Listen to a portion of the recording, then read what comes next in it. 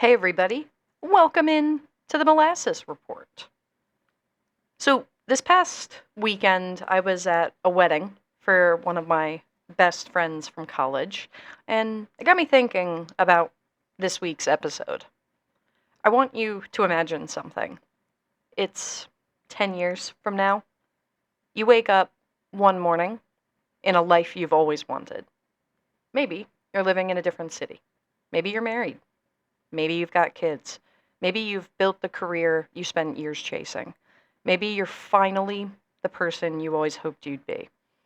And then, just for one day, you're allowed to visit your old life. Not the highlights, not the milestones, just an ordinary Tuesday. The life you're living right now. What would you notice? Because I have a feeling you'd notice things you're completely overlooking today. Most of us spend years believing we're in the waiting room. We're waiting for graduation, waiting for that promotion, waiting for the relationship, for the house, for the money, for the breakthrough, waiting for summer, waiting for next year, waiting for someday.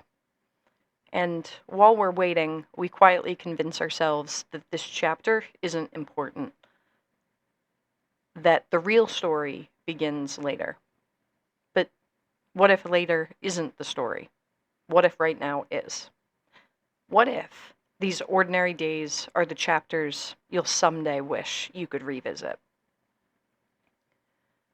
Most things happen for the last time without us realizing it.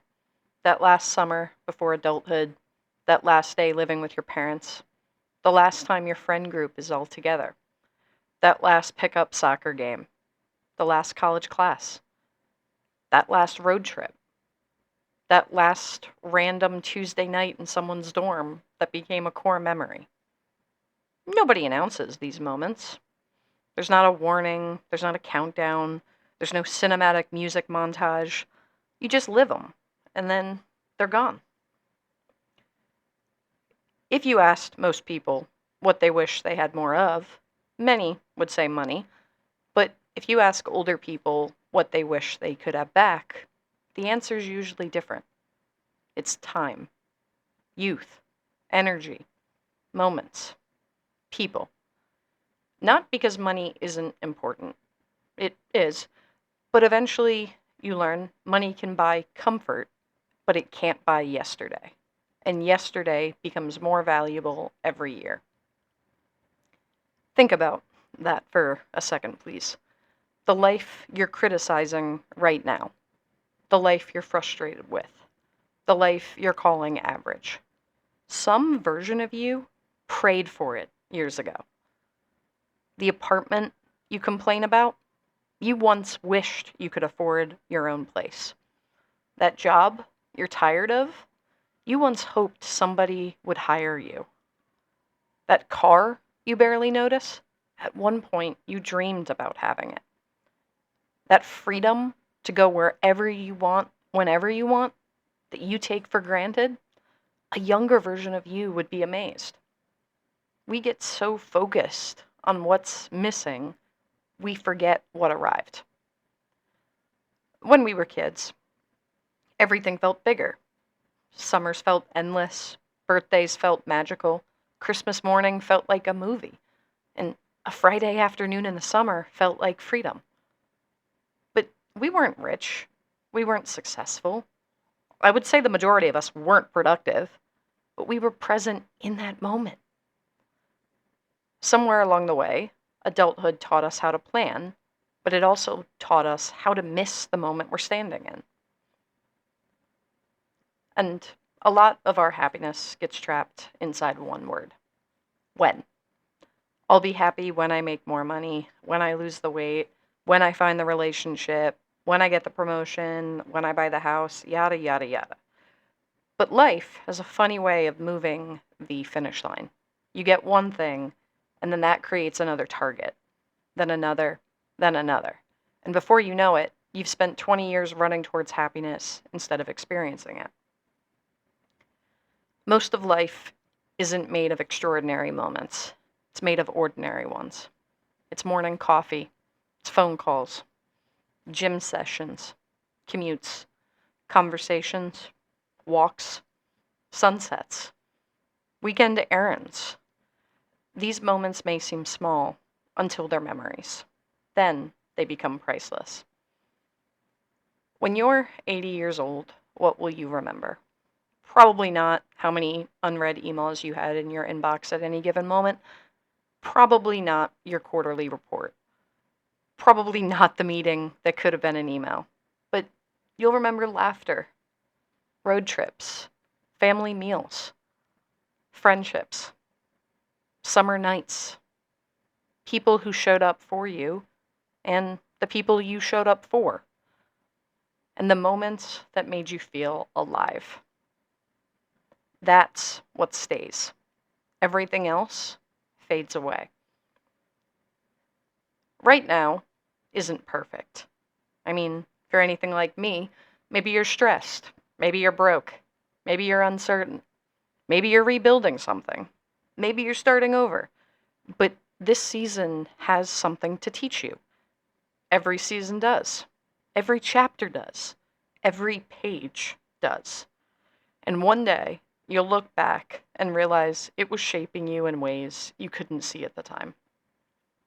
So now, let's go back to that future version of you, the one that's 10 years ahead, the one who's lived through everything you're worried about today, the one who knows how the story unfolds. If they could sit across from you right now, what would they say? I don't think they'd tell you to work more. I don't think they'd tell you to worry. I don't think they'd tell you to obsess over every mistake. I'd think they'd smile and say, you're going to be okay. Enjoy this. Pay attention. Slow down for a hot second. These are days you're going to miss with people you're going to miss even more. And maybe that's the challenge today. Not to fix your entire life, not to figure out the next 10 years, not to solve every problem. Just notice. Notice the people. Notice the opportunities. Notice the ordinary moments. Notice the chapter you're living. Because someday, whether you realize it or not, you're going to turn a page. And when you do, you may discover something surprising. The days that you thought were ordinary were actually the good old days. You just didn't know it yet. Thanks for listening to this week's episode of the Molasses Report. Hope you enjoyed it.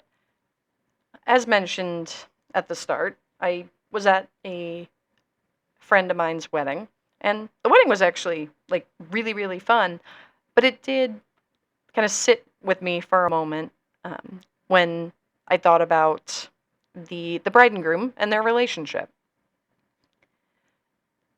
They've been together pretty much as long as I've known the two of them.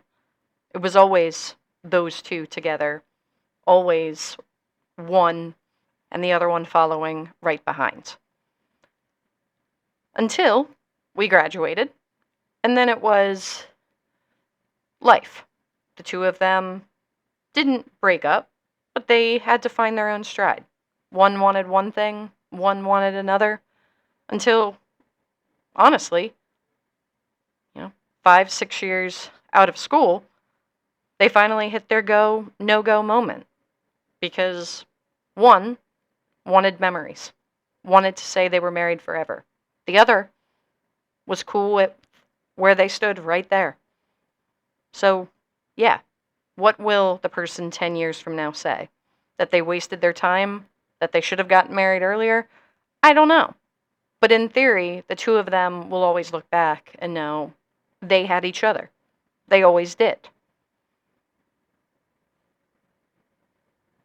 But with that, this has been the Molasses Report. Thanks for listening this week. Be sure to tune in next week for another good episode. Talk to you guys next time.